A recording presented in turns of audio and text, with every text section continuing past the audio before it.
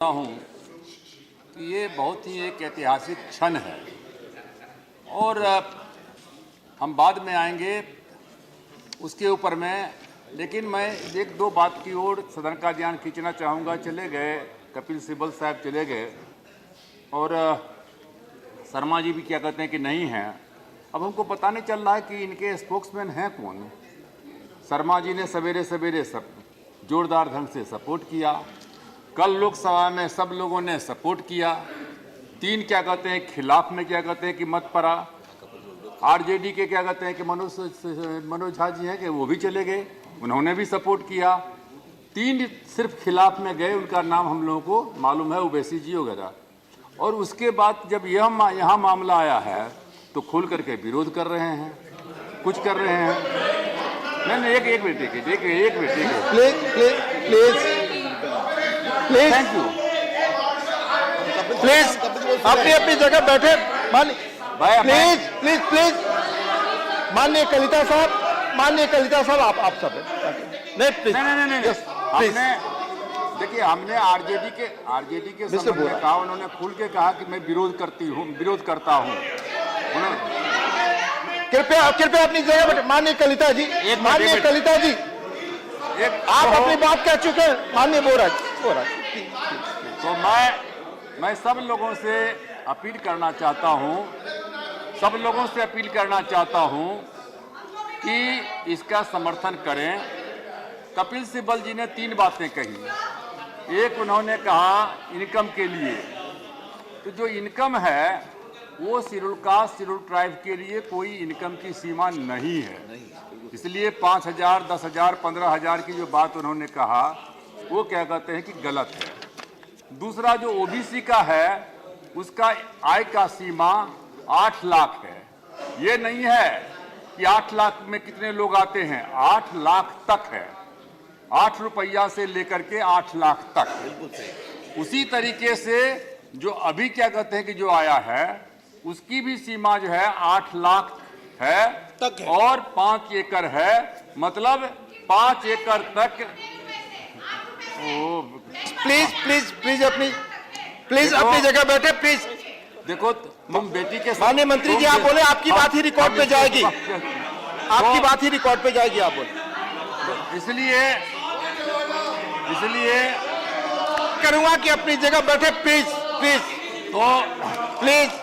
मैं एक मिनट इधर से कोई मत बोलिए ना, बोलने दीजिए, अपना शांत हो जाएंगे ना। तो मैं let him finish, I will come. Let him finish. Please. Manoj देखिए, I will come. मिसा जी मैं आऊंगा, मैं कहूंगा। झा साहब मैंने कहा, मैं आपको कहूंगा पॉइंट ऑफ व्यू। प्लीज आप बैठे। तो आप दूसरी बात जो है, देखिए हम लोग सब लोग एक ही परिवार के रहे हैं और आप लोग लड़ते मंडल में, हम लोग साथ में लड़े हैं और ठीक कोई बात नहीं है। चल ठीक है, ठीक है। कृपया आपका बोलने का समय। माननीय रामविलास जी की बात क्या, कोई और बात रिकॉर्ड पे नहीं जाएगी। आप बोले, सुनिए, आप बोले। दूसरी बात जो है, इन्होंने कहा कि जो 10% का दिया गया है, मंडल कमीशन के जज ने जो है उसको कहा इकोनॉमिक क्राइटेरिया नहीं हो सकता है, लेकिन इस बात को भूल गए कि मंडल कमीशन के सामने में जो है संविधान की धारा 16(4) था और 16(4) जो है वो सामाजिक और शैक्षणिक दृष्टिकोण से पिछड़े लोगों के लिए है। और इसलिए सुप्रीम अभी तक जो है संविधान की धारा 15 में या 16 में आर्थिक आधार नहीं जोड़ा गया था और इसलिए उसने कहा कि हमारे सामने में सिर्फ 16(4) है और इस 16(4) में जो है उसको हमको जजमेंट देना है। इसमें सामाजिक और शैक्षणिक दृष्टिकोण लिखा हुआ है, वो आर्थिक दृष्टिकोण क्या कहते हैं कि इसमें नहीं आ सकता है और इस आधार पर उन्होंने कहा कि वो असंवैधानिक है, क्योंकि संविधान में नहीं है। अब ये संविधान में जो है फंडामेंटल राइट्स में आ रहा है, जो 15(6) है और 16(6) में आ रहा है, तो अब वो संवैधानिक हो जाएगा और जब संवैधानिक हो जाएगा तो वो जो असंवैधानिक कहा जा रहा था वो मामला जो है खत्म हो जाएगा। तीसरा चीज क्या कहते हैं कि जो 50% तक आरक्षण का मामला है, वो भी 50% तक आरक्षण जो है वो भी जो है 16(4) के अंतर्गत था, जो सामाजिक और शैक्षणिक दृष्टिकोण से जो है पिछड़े क्या कहते हैं, पिछड़े हुए हैं, और जो अनुसूचित जाति जनजाति के कहते हैं कि जो है समुदाय के लोग हैं, उनके लिए था।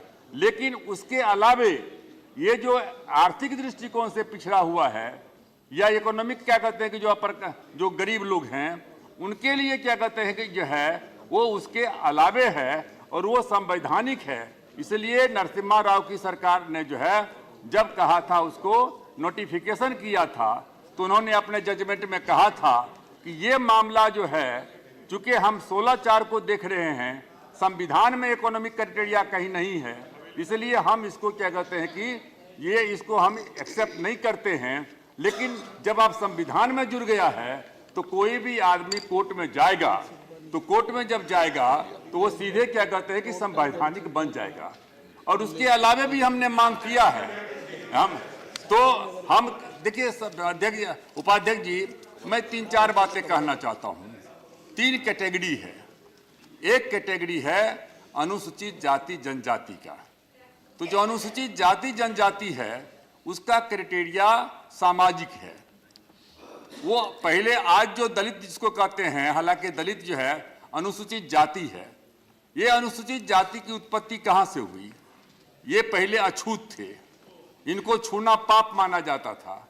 इस देश में चींटी को चीनी खिलाया जाता था, लेकिन जो है अछूत को जो है, दलित को जो है कहा जाता था अछूत है, इससे छुआछूत रखा जाता था। तो जब पहला आरक्षण जब हुआ, हालांकि 42 से शुरू हुआ। अरे क्यों हल्ला करती हैं? कृपया इस तरह से हस्तक्षेप करना सही नहीं है आप। तो उसके बाद जो है, जब उसके बाद क्या कहते हैं कि जो है कि आए, जब क्या कहते हैं कि जब जो है आज़ादी की लड़ाई क्या कहते हैं कि जो हुई चली, तो महात्मा गांधी जी ने जो है इसका नाम हरिजन रखा।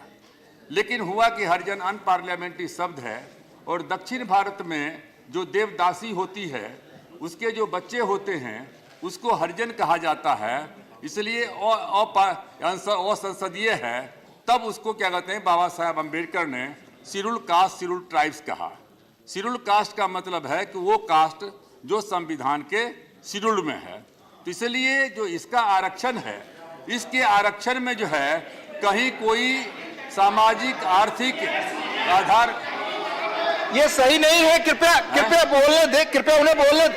हाँ आगे नहीं, बैठकर बीच में बिना अनुमति बीच में बोलना सही नहीं है। कृपया बोलिए। तो उसमें भी जो आपको मालूम है कि जो अनुसूचित जाति को आरक्षण मिला, वो पहले हिंदू जो अनुसूचित जाति के थे उनको दिया गया, फिर बाद में उसमें जो है सिख को जोड़ा गया, और फिर बाद में जो है 1990 में जो है उसमें जोड़ा गया 9 बुद्धों को। फिर उसके बाद जो मंडल कमीशन के संबंध में कहा गया कि 1980 में मंडल कमीशन ने अपना रिपोर्ट दे दिया। 80 में देने के बाद 10 साल तक क्या कहते हैं कि वो रिपोर्ट लागू नहीं हुआ। और जब आपका जब मौका आएगा तो आप बोलेंगे, आपका जब मौका आएगा तो बोलेंगे,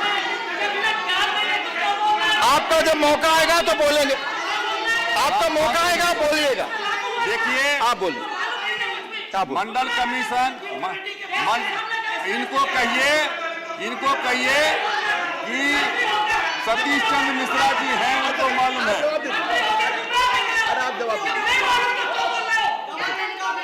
आप कृपया अपनी जगह पर बैठे, आपकी बात रिकॉर्ड पे नहीं जा रही है, कृपया हस्तक्षेप न करें। तो इसलिए जो है 1989 में हम उस समय में मंत्री थे, और बीपी सिंह जी की जब सरकार बनी तो उस समय में जो है मंडल कमीशन को लागू किया गया। और उस समय में भी हम लोग चाहते थे कि इकोनॉमिक आधार पर हो, लेकिन जैसा कि कहा गया कि सुप्रीम कोर्ट ने देख रहा था 16(4) को, और उसमें नहीं था, वो था। अब तीसरा जो मामला है वो है आर्थिक आधार का।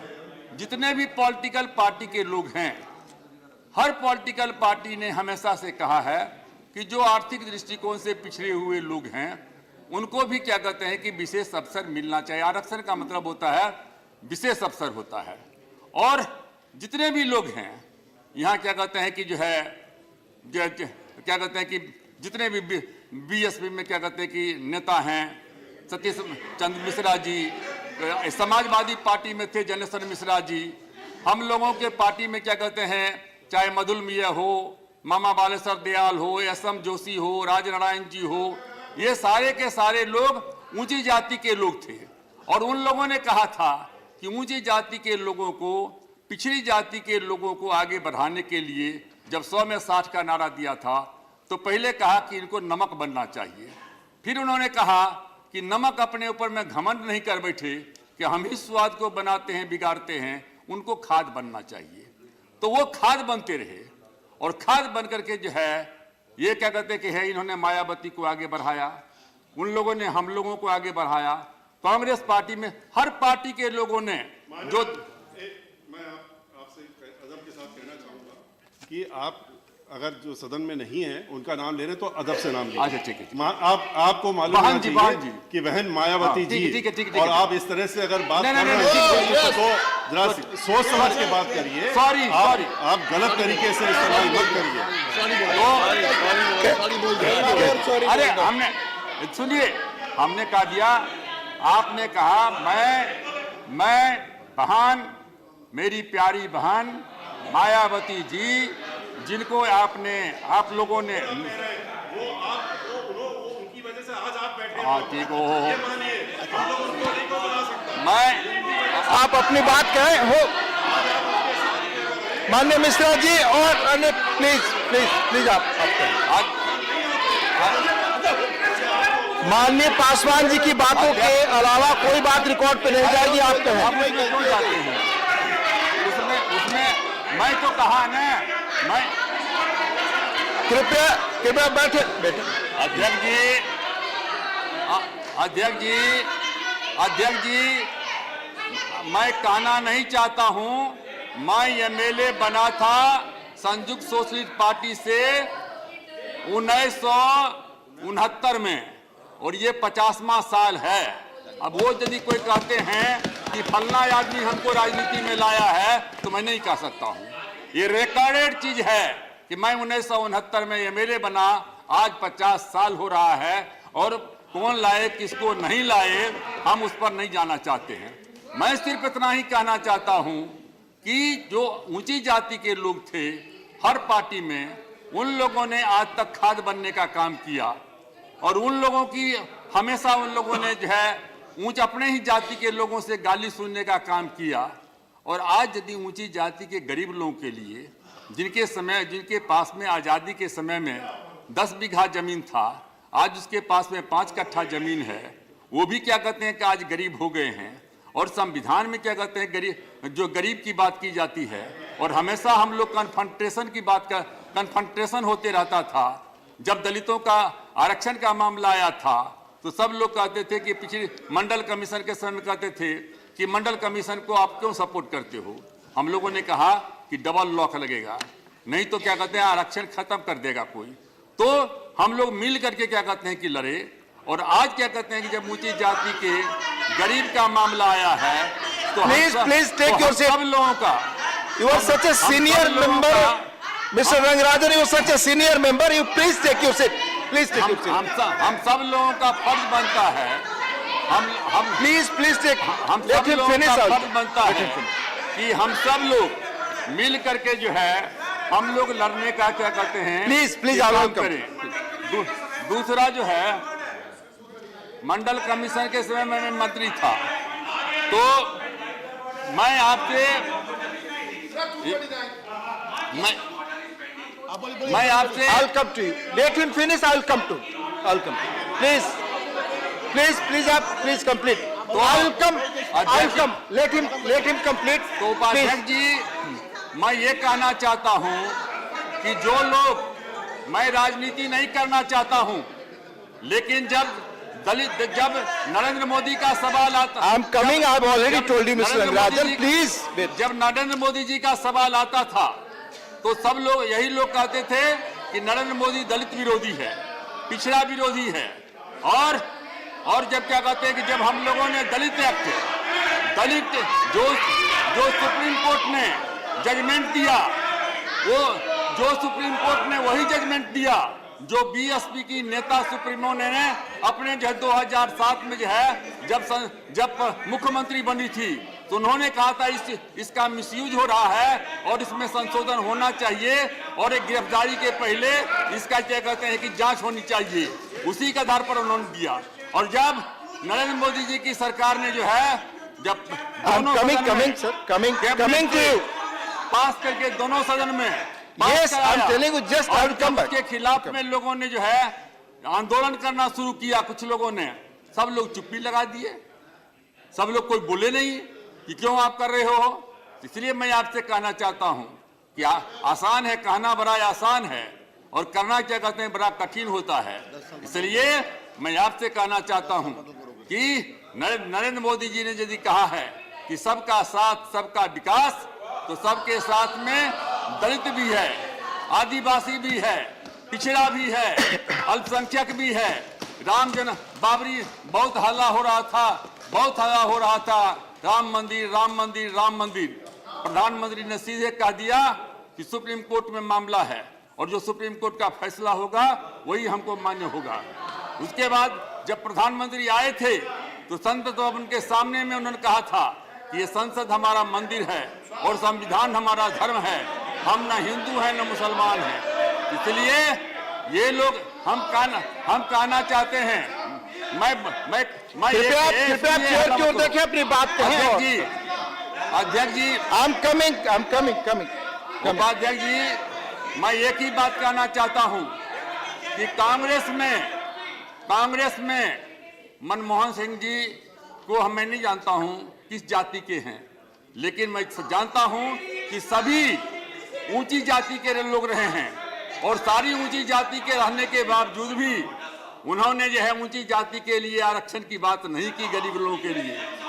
और आज एक गरीब का बेटा, पिछड़ी जाति का बेटा यदि ऊंची जाति के गरीब लोगों के लिए आरक्षण की बात कर रहा है तो पेट में दर्द हो रहा है।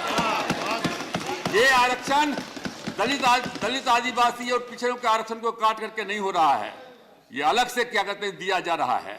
इसलिए हम सब लोगों से आग्रह करना चाहते हैं, लोगों के मन को टटोलिए।